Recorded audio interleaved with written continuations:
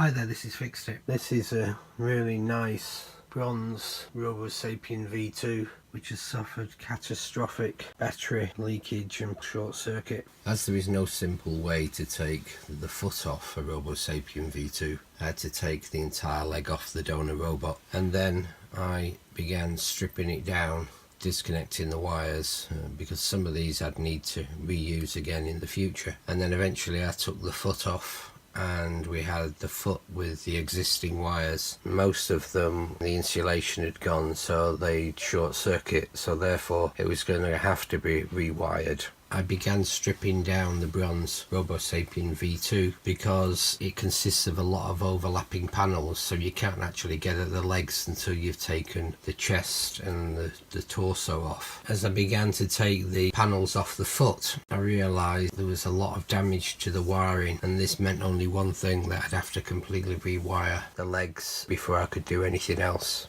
As I looked further up on the robot up to the motherboards, I could see that all of the wiring was having problems. Stripping away the wire wrap around it, I could see that the entire lot was absolutely in a terrible mess. So before I could do anything with the battery damaged leg, I first had to rewire the right hand side, as that wasn't the foot I was going to change. And as you can see here, I've completely rewired this section. I then moved over onto the battery damaged left leg, and as you can see, I've taken the foot off the left leg with the intention of replacing it with what I got off the donor robot. Once that was connected, I then set about rewiring the left hand side into the new foot, and it all went to plan. I switched on the robot, but alas, all that happened was his eyes turned blue and nothing else happened. Hope you liked the video. Please subscribe and share with others. Thanks for watching. Bye.